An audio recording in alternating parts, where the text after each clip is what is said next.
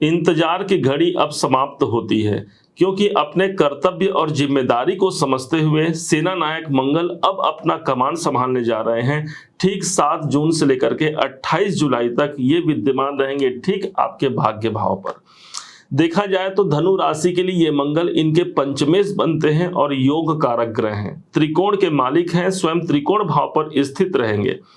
पिछले 7 महीने से अर्थात 20 अक्टूबर सन 2024 से ये मंगल नीच अवस्था पर चल रहे हैं, तो कभी वक्री होते तो कभी मार्गी होते। इसका प्रभाव कुछ बेहतर हमको प्राप्त नहीं हुआ, क्योंकि जब कोई ग्रह नीच का हो जाता है तो जिस भाव का वो मालिक होता है उस भाव से रिलेटेड हमको एक नेगेटिव पोजीशन पर भी ये मंगल ने पहुंचाया था।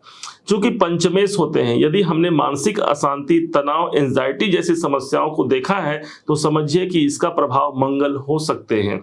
चूंकि पंचमेश होने के कारण संतान से जुड़े हुए चिंताओं को हमने देखा, संतान से जुड़े हुए बाधाओं को हमने देखा, तो ये समझिए 7 तारीख को मंगल अपने एक पॉजिटिव सिचुएशन पर आ रहे हैं। क्यों आ रहे हैं और कहां होगा ये मोर्चा की स्थिति, ध्यान दीजिएगा। केतु इनके संग विद्यमान रहेंगे, क्योंकि 18 तारीख को 18 मई से केतु ऑलरेडी आपके भाग्य भाव पर प्रविष्ट हो गए हैं। मंगल का गोचर आता है 7 तारीख को, दोनों ग्रह एक संग मिलते हैं। केतु को हम फौज का सिपाही कहते हैं, तो दूसरे तरफ मंगल को हम सेनापति, सेनाध्यक्ष कहते हैं। दोनों ग्रह मिल करके अब कमान संभाल लिए हैं, मोर्चा संभाल लिए हैं। अब जो होगा बड़े अंतिम दौर पर होगा, अर्थात बड़े मजबूती से होगा।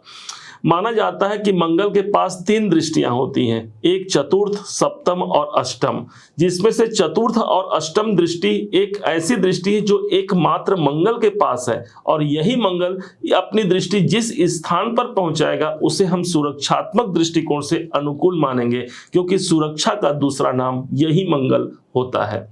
इस हिसाब से सबसे पहले इनके पास जो दृष्टियां पड़ेंगी 1, 2, 3, 4, 8 नंबर जहां लिखा हुआ है ये 12वां घर है, और इसी भाव पर मंगल की चौथी दृष्टि, पहली दृष्टि पड़ रही है।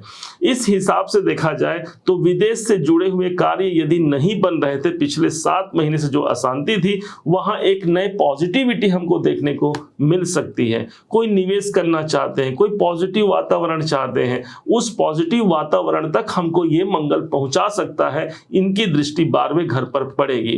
चूंकि मंगल को स्वयं भूमि के कारक के रूप में हम देखते हैं, इस समय पर प्रॉपर्टी संबंधित कोई विवाद पहले से चल रही है, उसका निपटारा खास करके इस मंगल के टाइम पीरियड पर ज्यादा अच्छे से हो सकता है।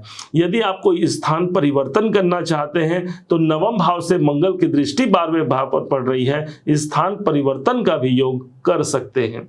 अब मंगल के पास जो दूसरी दृष्टि है, इसको अब बड़े ध्यान से समझिएगा। इनकी जो दृष्टि पड़ेगी 11 नंबर की राशि जहां लिखी है उस स्थान पर इनकी 7वीं दृष्टि पड़ेगी। इस हिसाब से ये स्थान आपके कॉन्फिडेंस में वृद्धि करने वाला होगा, क्योंकि मंगल को स्वयं शक्ति का ग्रह कहा गया है।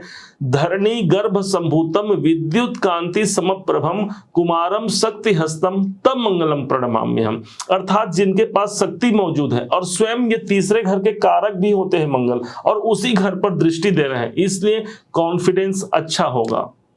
एक नया आत्मविश्वास आता है हमारे अंदर, और किसी कार्य को करने के लिए उसी कॉन्फिडेंस से हम उस कार्य को करते हैं जिससे विजय तिलक हमको प्राप्त हो सकता है।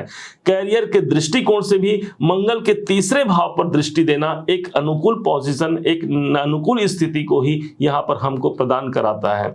यदि आस पड़ोस पड़ोसियों को लेकर के हम अशांत हैं, उनसे कोई प्रॉब्लम चल रहे हैं, तो वहां पर हम विजय प्राप्त कर पाते हैं, क्योंकि मंगल को शत्रुहंता कहा गया है। तो कोई शत्रु भी हमारे जीवन पर बने हुए हैं, मंगल का पोजीशन अच्छा रहा है, आप उनसे लड़ पाते हैं और सफलता को प्राप्त कर पाते हैं। अब मंगल के पास जो अंतिम दृष्टि है, और वो सिर्फ और सिर्फ मंगल के पास है, वो है इनकी 8वीं दृष्टि। 8वीं दृष्टि से जहां पर 12 नंबर की राशि लिखी हुई है, ये देवगुरु बृहस्पति का स्थान है, और ये भी माना गया है कि गुरु और मंगल का कॉम्बिनेशन अच्छा होता है। इस हिसाब से चतुर्थ भाव पर दृष्टि देना एक शुभ वातावरण को जन्म देगा। चतुर्थ भाव आपके पारिवारिक स्थिति का होता है, और स्वयं इस भाव पर मंगल दृष्टि दे रहे हैं, तो पारिवारिक पारिवारिक विवाद को यहाँ पर समाप्त होना, परिवार में कोई मांगलिक कार्य हो सकता है, वहां की स्थिति एक महत्वपूर्ण सौहार्द से भरा हो सकता है, ये मंगल का प्रभाव है। कोई प्रॉपर्टी आप खरीदना या बेचना चाहते हैं, प्रॉपर्टी संबंधी कोई निपटारा करना चाहते हैं, ये समय ज्यादा पॉजिटिव होगा जहां पर मंगल की दृष्टि चतुर्थ भाव पर पड़ रही होगी। अब यही वो स्थान हो गया जो आपकी माता जी का है। यदि माता जी हैं और मंगल की दृष्टि पड़ रही है, अर्थात उनके स्वास्थ्य में भी नरमा गर्मी की स्थिति को समाप्त होते हुए उनके अंदर भी वही एनर्जी प्राप्त होगी, अर्थात स्वास्थ्य के लिए एक अच्छा पोजीशन ये मंगल निकाल करके दे पाते हैं। अब आते हैं कहां पर ये मंगल प्रॉब्लम दे सकते हैं। ध्यान दीजिएगा, नवम भाव पर मंगल और केतु हैं। यूं देखा जाए तो मंगल का सिचुएशन अच्छा है, स्वयं अग्नि तत्व के ग्रह है, अग्नि तत्व की राशि पर विद्यमान है। क्योंकि अभी तक ये जल तत्व की राशि से निकल चुके हैं, एक अच्छा बात हो गया कि भाग्य उन्नति में हमको सहायता मिलेगी। लेकिन नवम भाव पर मंगल केतु के योग को अंगारक योग की संज्ञा दी गई है ज्योतिष में, इसलिए अपने पिताजी से अपने संबंध अच्छे रखने का प्रयास कीजिएगा। हो सके तो अपने उच्चाधिकारी जो सीनियर बॉस हैं इनके संग भी अपने ताल्लुकात अच्छे रखिएगा इस समय पर, क्योंकि अंगारक योग का प्रभाव 9th हाउस पर मिला हुआ है। जो बच्चे हैं पढ़ाई शिक्षा प्राप्त कर रहे हैं, उनके उच्च शिक्षा में ज्यादा फोकस रखने की आवश्यकता रहेगी। उपाय क्या करना है समझिएगा बड़े ध्यान से।